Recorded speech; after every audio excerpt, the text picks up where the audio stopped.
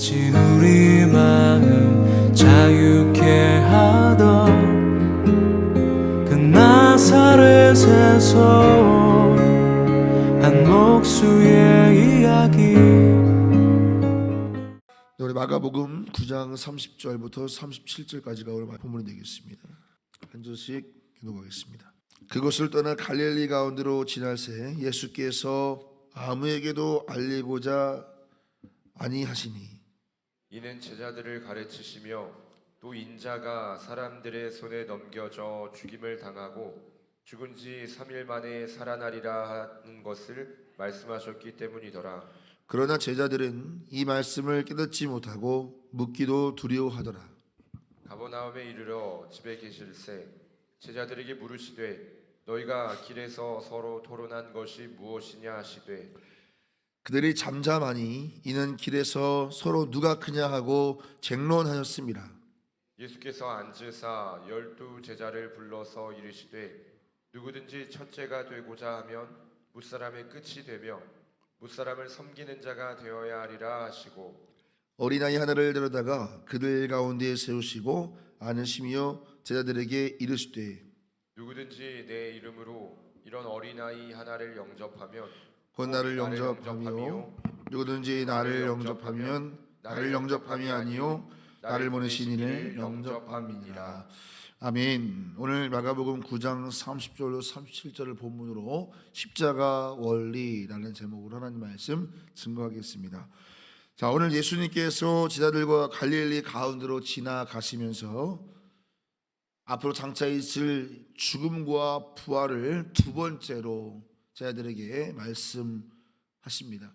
매우 중요한 예수님의 순환에 대해서 말씀을 세 번 하시는데 오늘 두 번째 말씀이거든요. 그런데 제자들은 그 중요한 말씀을 하실 때 뒤에서 딴소리를 하고 있습니다. 뒤에서 예수님은 십자가를 말씀하시는데 이들은 누가 크냐 다투고 있었습니다. 자, 예수님께서 질문하시죠. 33절 34절 같이 읽어봅니다. 가버나움에 이르러 집에 계실새 제자들에게 물으시되 너희가 길에서 서로 토론하는 것이 무엇이냐 하시되 그들이 잠잠하니 이는 길에서 서로 누가 크냐 하고 쟁론하였습니다. 자, 여러분, 같은 길을 걸으면서 예수님은 십자가의 죽음을, 사명을, 비전을, 제자들은 야망을 품고 있습니다. 같은 길을 가는데 그렇게 다른 곳을 바라볼 수 있을까? 같은 길을 가면서 말입니다. 오늘 본문이 그런 현장입니다. 그래서 제자들에게는 복음서에서 계속 뭐가 드러나죠? 갈등, 그리고 고민, 번민 이런 것들이 계속 따라올 수밖에 없는 것입니다. 예수님과 같은 길을 가지만 마음에 품고 있는 게 다르기 때문입니다. 심지어 때로는 강하게 저항도 했습니다. 내 야망을 이루어줘야 될 예수님이 십자가에 죽는다 그러니까 여러분, 하늘에 무너지는 것과 다름이 없잖아요. 이분이 죽으면 우리 야망은 끝나잖아요. 그래서 베드로는 강하게 저항하기도 했고 예수님께 사단아 내 뒤로 물러가라 혼나기도 했습니다. 이렇게 같은 길을 가면서 다른 곳을 바라보고 있었다. 오늘 본문이 우리에게 고발하고 있는 내용이에요. 자, 여러분, 이런 예수님, 이런 제자들 바라보시면서 예수님 마음이 어떠셨을 것 같으세요, 여러분? 우리 지금 대단하시죠? 그것도 참으시고 다 인내하시잖아요. 자, 여러분, 오늘 본문을 잘 보면 오늘 우리가 살아가는 세상의 단면을 보여주고 있습니다. 세상은 오늘도 누가 크냐 정말 중요합니다. 이 힘의 논리로 살아가는 것이 세상입니다. 늘 큰 자가 되려고 이기려고 하는 그 인간의 욕망 때문에 세상에는 다툼이 그치지가 않습니다. 멀리 볼 필요도 없어요. 여러분의 가정을 보세요. 남편과 아내가 왜 다퉈요? 왜 잦은 말싸움을 하죠? 예수님을 주인으로 모시고 살면서도 여전히 누가 크냐 이기려고 하는 그 마음이 우리 안에 있기 때문에 끝없는 다툼이 가정 안에도 있는 거잖아요. 다른 거 아니잖아요. 어떤 사건보다도 서로 관계 속에서 이기려고 하는 그 마음이 다툼을 가져와요. 자, 교회는 어때요? 예수님이 우리의 왕이라고 예배하고 찬양하고 기도하고서는 돌아서면 서로 이기려고 하기 때문에 아주 작은 것도 양보하지 못할 때가 있잖아요. 교회 안에서 여러분 성도끼리 다투는 걸 보면 큰 게 아니거든요. 아주 작은 겁니다. 그런데 서로 양보하지 않아서 작은 것도 해결이 안 될 때가 있습니다. 자, 여러분, 이런 우리를 보시면서 예수님 마음이 어떠실까요? 제자들만 보면서 답답했던 게 아니라 우리를 보시면서도 동일한 답답함을 갖고 계시지 않을까? 저는 이런 생각해 보게 됩니다. 여러분, 이기려고 하는 마음, 누가 크냐? 이 마음이 얼마나 치명적인가? 이기려고 하는 마음이 우리를 사로잡으면 삶이 좁아져요. 좁아집니다. 가끔씩 저희 자녀들을 제가 예화로 드는데, 우리 첫째 지은이가 하여튼 고운이 잘 되는 꼴을 못 봐요.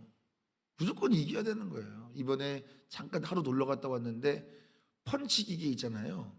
오랜만에 펀치기계가 있어가지고 저보고 쳐보라는 거예요. 그래가지고 오랜만에 펀치를 펑 들었더니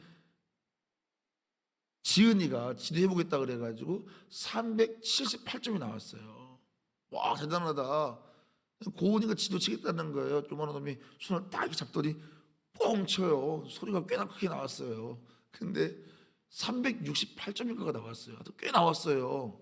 정확히 기억은 안 나는데, 근데 순간 지은이가 와 그러면서 뭐라 그러냐면 나는 378점이었어 이러는 거예요. 제가 보면서 이 녀석아, 네가 당연히 언니니까 이기지. 동생 잘했다고 박수 한번 쳐주지. 그게 잘 안 되는 거야. 아직 아이가 어려서 그렇죠. 잘 안 되는 거예요. 밥을 먹을 때도 옷을 살 때도 항상 고은이보다는 잘하고 싶은 거예요. 여러분, 이 어린아이의 마음이 그렇죠. 이해가 됩니다. 그런데 그렇게 여러분 무조건 이기려고 하는 마음이 있을 때 지은이의 삶이 좁아지죠. 뭘 먹어도 뭘 입어도 뭘 사도 그냥 이기는 게 중요한 거예요. 안타깝잖아요. 이기는 게 중요한 게 아니잖아요. 맛있게 먹는 게 중요한 거고 뽐내는 게 중요한 거고, 그죠? 예, 점수 높이 나오면 그게 기분 좋은 건데 너무 단순해지는 거예요. 이기는 것만 중요한 거예요. 이게 얼마나 좁은 삶이에요? 이기려고만 하기 때문에 하나님이 주신 선물을 우리가 잘 못 누려요, 여러분. 이게 우리 모습이거든요, 사실요. 부부가 다투고 교회의 성도들이 다투고 회사에서 관계가 깨어지는 이유는 그냥 이기려는 거예요. 그러니까 하나님이 선물로 주신 것, 나에게 곁에 두고 사랑하라고 주신, 누리라고 주신 풍성한 삶을 누리라고 주신 관계들을 경쟁자로, 이용할 대상으로, 그냥 비교의 대상으로, 내가 이겨야 될 대상들로 딱 정리해 버리는 거예요. 그 풍성한 관계를 이겨야 될 대상으로만 아주 작게 내 삶이 갇혀버리는 거죠. 사랑하는 성도 여러분, 하나님이 여러분의 삶에 풍성함으로 주신 모든 관계를 사랑 안에 충분히 누리시기를 예수님의 이름으로 축원합니다. 이기려고만 하면 내 인생이 너무 작아지고 좁아져요. 두 번째, 여러분, 이기려는 마음을 가지면 동역할 수 없어요. 동역할 수 없어요. 동역은 나를 낮추고 상대의 빈자리를 채워주는 연합의 예술이죠. 그런데 이기려고 하는 그 비교하는 마음은 상대를 나의 발판으로만 사용하게 되죠. 어깨를 나란히 하려 하지 않아요. 내가 커져야 하기 때문에 상대는 작아져야만 해요. 내가 빛나야 하기 때문에 상대는 그림자가 되어야 된다고 생각을 하는 이 비교의식, 이게 동역 못합니다. 주의 일을 하면서도 누가 뭐 좀 잘하면 어디 잘 하나 두고 보자, 이런 마음을 갖고 있으면 하나님 나라가 아니고 지옥이죠, 여러분. 어디 잘 하나 두고 보자, 한번 실수만 해봐라, 이런 마음을 가지고서는 여러분, 이런 마음이 온통 사로잡혀 있다면 어떻게 동역을 할 수 있고 어떻게 하나님 마음을 품을 수가 있겠어요? 어떤 목사님 예를 제가 그 간증을 잠깐 들었어요. 어떤 목사님 회개했대요. 무슨 집회를 가는데 본인 두 번째 날 설교인데 이런 기도가 나오더래요. 하나님, 제 앞에 있는 목사, 제 뒤에 있는 목사 은혜 받지 못하게 해주시고 제 설교에 은혜 받게 해주세요. 이런 기도를 드리는 자기를 보면서 엄청 회개했다는 거예요. 근데 여러분, 제가 이 얘기를 들으면서 이런 마음이 우리 안에 있을 때가 있잖아요, 솔직히.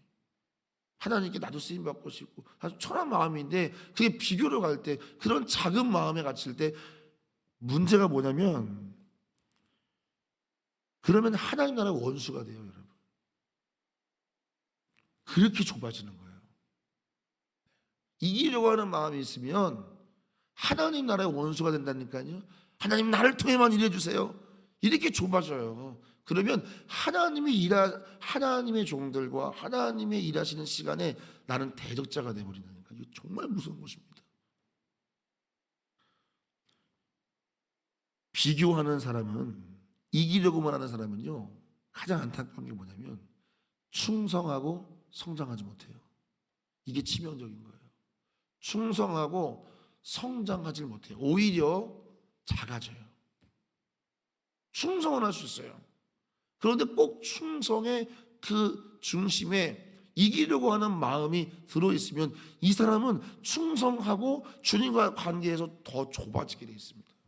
사랑하는 성도 여러분, 여러분이 비교할 수 있는 유일한 것은 다른 사람이 아니에요.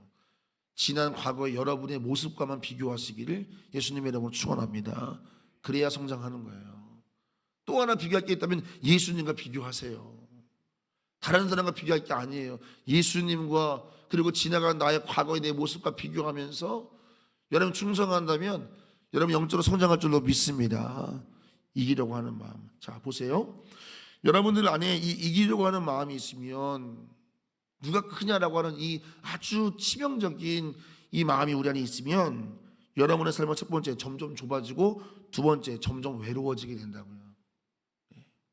좁아지고 동역할 수 없는 외로움에 갇힌다고요.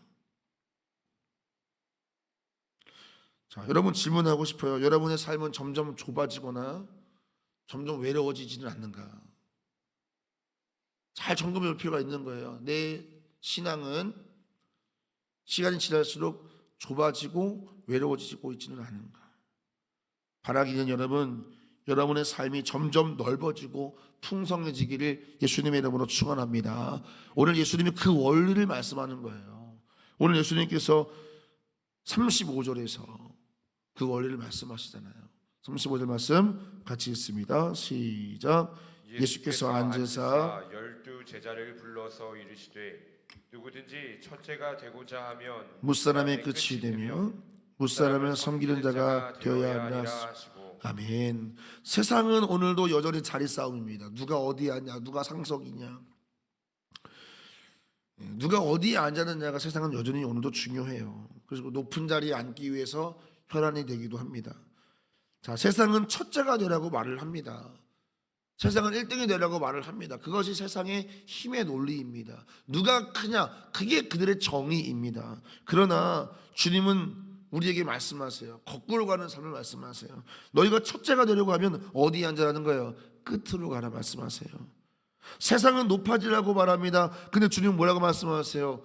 낮아지라고 말씀합니다. 세상은 섬기는 것을 약한 것이라고 말하지만 우리 하나님 나라는 그 섬김을 위대함이라고 해석합니다. 여러분, 바로 그 길을 걸어가신 분이 우리 예수님인 줄로 믿습니다. 우리가 이 땅의 삶을 잘 사는 건 다른 게 아니에요. 예수님을 모방하십시오, 여러분. 예수님의 삶이 내게 충분히 이해되지 않아도, 이해는 쉽지 않습니다. 왜냐하면 우리 마음이 작아요. 예수님 마음을 다 담아내긴 역부족이에요. 다 이해가 안 될 때가 많습니다. 그러나 하나님 말씀은 이해하는 게 아니에요. 순종하는 거고 신뢰하는 거지. 그래서 예수님이 우리에게 하나님은 말씀을 주셨어요. 특별 계시로. 하나님이 누군지를 알려주셨어요. 뜻을. 근데 얼마나 친절하세요? 육신의 몸으로 이 땅에 오셔서 하나님의 말씀을 몸소 보여주셨잖아요. 자, 내가 진리의 말씀이 뭔지 삶으로 보여줄게. 그분이 예수님이잖아요. 그래서 우리는 일반 계시와 특별 계시를 얘기할 때 특별 계시는 진리의 말씀이고 예수 그리스도다 말하는 거예요. 하나님의 말씀으로 계시하시고 말씀을 육신으로 이 땅에 오셔서 보여주신 거예요. 그러니까 우리가 하나님의 뜻을 행하고 하나님의 뜻대로 살기 원한다면 간단합니다. 모든 말씀을 다 알 수 없다면 예수님을 연구하시면 돼요. 말씀이 육신이 오신 예수님을 모방하세요, 여러분. 우리 예수님 이 땅에 오셔서 어떠셨어요? 과부와 세리와 고아와 죄인들과 늘 세상은 멀리하던 자들을 예수님은 그 세상 아주 낮은 곳을 향해 가셨어요. 여러분, 그게 인간의 눈으로 볼 때 누가 크냐라고 하는 이 정의를 추구하는 세상에 볼 때는 어리석어 보이지만 하나님이 누구를 높여주셨죠? 하나님이 예수 그리스도께서 하나님의 동등됨을 취할 것이 여기지 않냐시고 자기를 비워서 종의 형체로 오셔서 십자가의 죽기까지 복종하셨을 때 그러므로 그를 지극히 높여 할렐루야 모든 이름 위에 뛰어난 이름을 주사 지금 아버지 우편에서 통치권을 가지시고 이 세상을 주관하는 줄로 믿습니다. 자, 여러분은 하나님이 누구를 높이냐 이 말이에요. 예수님에게 승리를 주시잖아요. 사랑하는 성도 여러분, 예수님처럼 끝을 향해서 낮은 자를 향해서 최후의 승리자가 되시기를 예수님의 이름으로 축원합니다.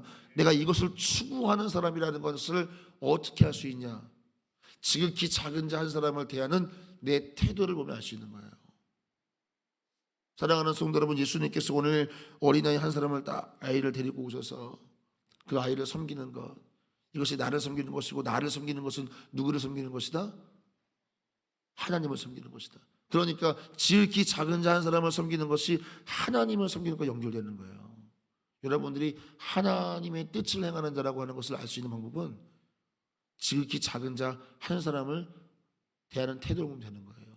근데 그게 우리 마음에 충분히 소화가 안 될 때가 있어요. 그러니까 그냥 모방하라는 거예요. 마음이 충분히 수용되지 않아도 예수님이 하신 것처럼 의도적으로 낮은 곳을 향하고 끝을 향하고 작은 자를 마음을 다해 섬기는 거예요. 마음이 충분히 소화가 되지 않아도 억지로라도 따라하다 보면 어느 순간 우리의 삶의 그릇이 넓어지는 줄로 믿습니다. 자, 사랑하는 성도 여러분, 오늘 말씀을 정리합니다. 우리 예수님 따라가면서 예수님 따라갑니다. 마음에 뭘 품고 계시냐고요. 여러분, 낮아지는 그 십자가의 정신이 내 안에 있는가? 아니면 여전히 야망과 내 목적과 높아지고자 하는 마음이 있는가? 겉으로는 안 보여요. 근데 시간을 속일 수는 없어요. 시간이 지나면 예수님을 따라가는 자는 성숙하게 되어 있고 야망을 쫓는 자는 신앙이 퇴보되게 되어 있어요. 시간을 속일 수는 없어요. 열매로 그들을 알게 되는 것이거든요.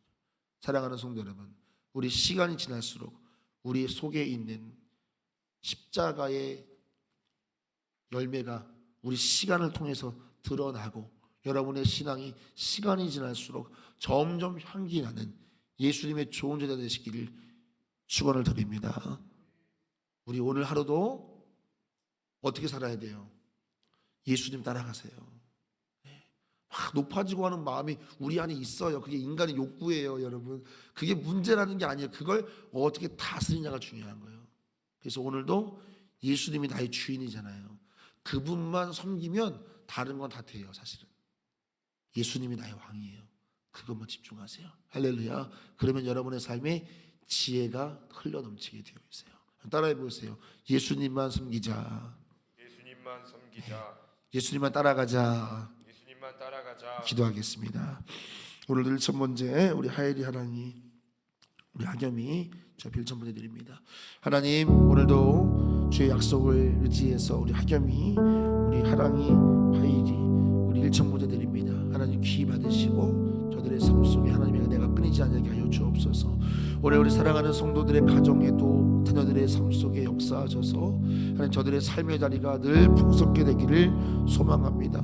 하나님 간절히 구하옵기는 오늘 말씀처럼 우리 예수님 따라가지만 내 속에 무엇이 담겨 있는가 지금은 보이지 않을지 모르겠지만 시간이 지나면 열매로 들키게 되어 있습니다. 주님, 시간이 지날수록 우리의 신앙은 예수님을 더 깊이 닮아서 시간이 지날수록 우리 삶은 좁아지는 것이라 넓어지게 하게 해주시고 외로운 것이 아니라 풍성케 하셔서 늘 예수님 주변에 영혼들이 많았던 것처럼 내 신앙과 내 삶에도 많은 사람들 풍성한 은혜가 날마다 넘치게 하여 주시옵소서. 오늘 다시 십자가를 마음에 품기를 결단하는 이 새벽 되게 하여 주옵소서. 예수님의 이름으로 축복하며 기도하옵나이다. 아멘.